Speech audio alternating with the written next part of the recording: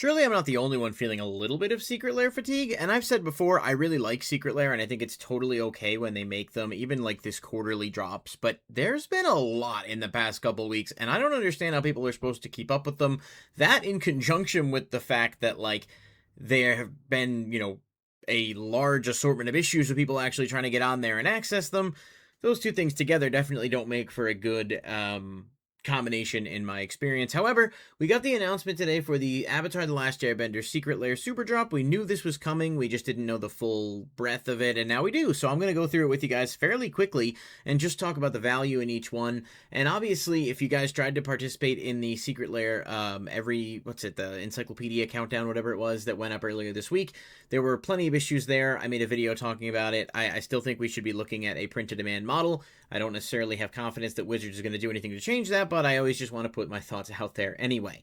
So, we're going to jump into it. The first one is Secret Lair Avatar, My Cabbages. So, obviously, the cabbage guy. Full transparency, I actually like Avatar a lot, but I haven't watched the show in probably a decade and a half, if not more. So, my memory is not super fresh, but this guy's pretty memorable, and I know people like it. One of the big things that I think is really important right off the bat to acknowledge is how cool the artwork is on a lot of these. And that's obviously not surprising. Secret Lair often does have really good art, but comparatively to the bonus sheet, which just has like screen grabs, it's just a whole nother thing.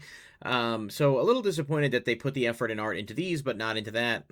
I digress. I'm kind of yelling into the void. Let's look at the cards themselves, because at the end of the day, that's what matters most, is what these cards do and how they are value-wise. So we've got Chain of Vapor, Meltdown, Nature's Claim, Anguished Unmaking, and Putrefy. I swear to you guys, Anguished Unmaking and Putrefy have been printed in like 5 Secret Lairs in the past couple of years. Like, switch it up a little bit. It's kind of crazy how often they reprint these. So, looking at value here, we have $8 or so on Chain of Vapor, and just a quick note, I'm just using like an estimated value based on like the lowest I could find. I didn't do a deep dive into the pricing data, just wanted to get some kind of a basis. So, $8 for Chain of Vapor, Meltdown's about a quarter, Nature's Claim is about $1, Anguished Unmaking is like 2 and change, and Putrefy is about a quarter for its cheapest versions.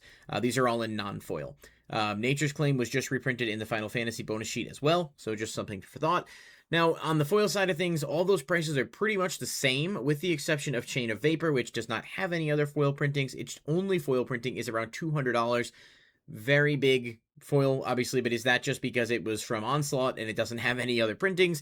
I'm not necessarily using that as a basis on which to grade this. However, the foil value of this total comes out to $206.75.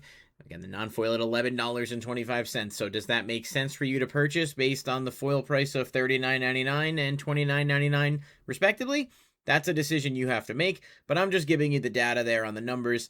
Certainly the foil one seems like it's worth it from what you're getting, but I think that might just be a matter of scarcity. Secret Lair, The Last Airbender, Everything Changed. I do think this is the strongest one, and I'm going to explain why, but it's not exactly the greatest in terms of value. This is got Torment of Hellfire, which is a really, really good card that does not have a lot of prints.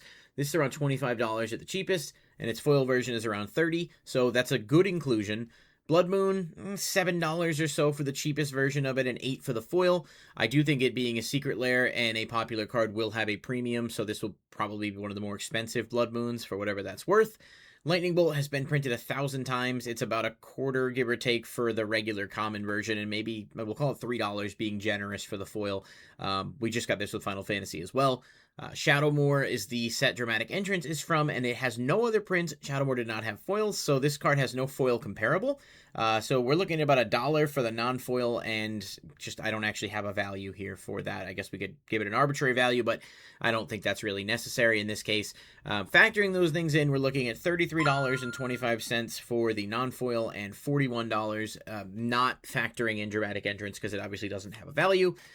This is a plus on both, realistically speaking, but it's just not a huge margin. So this is definitely one where it's like, do you like these cards? Do you want to play these cards? And do you anticipate using Torment of Hailfire? Because I think that's really the big hard carrier for this particular Secret Lair. Not a bad value layer. Obviously, you know, when you factor in shipping and stuff, you're technically paying a little bit more than the estimated value of the cards, but if you're combining them, getting multiples, whatever, there are ways to save on that shipping cost. So I would say this one is definitely decent. Not one I'm planning on buying, but I could understand if somebody wanted to, because it does have some good offerings. The next one is a lot to learn. This one is probably the actual best one, and that's heavily carried by Sarah Ascendant, which is that angry skin there. $38 for the cheapest non-foil and around $57 for the foil. Ponder. Ponder's a weird card because all of its premium versions tend to do really, really well, and all of its foil versions tend to do a lot better too. So we're looking at about $2 give or take for a common Ponder and around $15 for a foil. I should note there is the Doctor Who foil, which is about $7, but I don't really count that because that set artwork is just not really well liked by most. It's not really integrated into Magic, so I think a more fair comparable would be like a different variant of like a Secret Lair Ponder. But again, it's a weird range. We're looking a little higher end, so just keep that in mind. Cryptolith Rite, which is Avatar Sanctuary, $5 for the non-foil, about $6 for the foil. Decent, you know, a nice little add-on here. And then Kodama's Reach, which is about $1 and about $1.50 for foil. The one thing I want to note on Kodama's Reach, though, is that there typically has been a Secret Lair premium for Kodama's Reach. Obviously, the one from the Cat Secret Lair a couple years ago has done extremely well. I don't think this necessarily guaranteed to go the same way or anything, but to be fair, when you're factoring in value, Kodama's Reach could end up outperforming what like a regular bulk foil version of the card from like a regular set would. So we're looking at about $46 in non-foil and about $80 in foil, give or take. Not bad. You know, pretty good overall return. Sarah Ascendant is again hard carrying this, so if you like Sarah Ascendant and you like Avatar, this is probably a safe one to go with. One with the elements, really cool frame styles here. I think they look awesome, which is why it's such a disappointment that the cards included are just like mid at best. Silence gets what has to be its 4th Secret Lair reprint in like a year. Around $5 at the cheapest, $6 for a foil. Preordain's about 50 cents and $1 for a foil, so still kind of lower end. Past in Flames is about $2, give or take, but 13 for the foil, so a nice little foil bump there, I guess. Painful Truths is like, I don't even know, a quarter for regular and like $1 for a foil. I think it only has one foil printing from Battle for Zendikar, so, you know, not the most widely available. This could end up being the best version of it just based on the fact that it's from a Secret Lair. Force of Vigor is about $5 for a regular one. It was reprinted in Outlaws of Thunder Junction bonus sheet. Foils around $8. This is a cool card. Toffs on it. Probably will be one of the better performing ones from this Secret Lair drop. And then Expressive Iteration. Really cool artwork here again, but it's like a, I don't know, $1 for non-foil and $1 for foil if you're looking at its cheapest variants. I could say this a lot. I think this will be a better performing version of the card. It's got 2 very popular characters on it, and the artwork does blend together really well. Just kind of food for thought. We're looking at $13.75 for the non-foil version of this and about $30 for the foil. In my opinion, it's a miss on both counts. I don't think it's worth the money. I think you'd be better off picking up singles from this if you want to get them later. But with, you know, these Secret Lairs, there's always that wildcard factor of like what these are actually going to go for and if something's going to have a spike because of character popularity. So just be sure you're keeping that in mind. That's kind of what we're looking at here. And then we've got the Ember Island Players. This is the last one. I kind of like some of the art here. I definitely think the Phantasmal Image one of Toph is going to be one that people like. But overall, just cool artwork in general. Phantasmal Image, about $4 for a regular and $11 for a foil.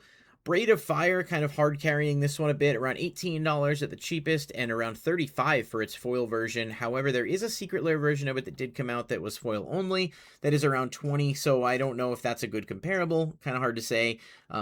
Cursed Mirror is a really good card, but again, it was reprinted plenty of times. I do think, again, it's got Zuko on it. This could be a popular version of the card, but we're looking at $2 and $3 respectively for foil and non-foil.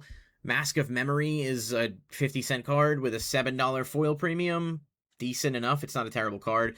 And then Thespian Stage, again, plenty of reprints. It's been in the Miku Secret Lairs. It's been in other Secret Lairs too. I wish they'd switch it up just a little. It's like a 50 cents to $2. So the total value on this lair comes out to about $25 for non-foil and about $58 for foil, but I think that's kind of hard carried by Braid of Fire, and there's not exactly a ton of definitive, movement on that one. So overall, I do think this offering of lairs is pretty underwhelming. I think, the value is a little skewed because of the foil premiums on a few cards, but as a whole, I guess the only one I would recommend buying from like this is definitely a good pickup perspective, would be the A Lot to Learn, just because of Sarah Ascendant's like value and how it's going to kind of hard carry that. And then you've got Everything Changed, which is decent enough, kind of average good inclusions, but will they actually hold their worth? I don't know. Sarah Ascendant's a card that's always going to be desired and is never, in my opinion anyway, they haven't shown anything yet to change it, is never really going to be like a super cheap card, so you've got that going for it. So if you're a little burned out with the Secret Lair stuff, I do get it. There's just been so much of it lately, and I like Secret Lairs. I'm very much pro Secret Lair, but I mean, this like 4 in 4 weeks is kind of a lot, and you're just asking people to spend a lot of money, and you're not exactly giving offerings, especially with this drop, that like really kind of make it worthwhile. But I'm sure this is going to get bought, scalped, whatever. Certainly more than Spider-Man did. I would hope that you'll have a chance to get some of this stuff, though, if you're a fan of the product. It's solid. That's about the best I can say. I mean, I do really like some of the artworks. I do think there is a possibility there'll be 1 or 2 standout cards from the set that will end up being worth money. I really do think that Kodama's Reach could end up being a sleeper value card down the road, but I don't know. I would say this is probably entirely skippable, really, but if it's something that you really want to get, or you're just, into Avatar, The Last Airbender, there are a couple decent options for you here where you're at least getting decent bang for your buck. I don't know. You guys let me know what you think in the comment section down below. As always, thank you so much for watching, and I'll catch you in the next video.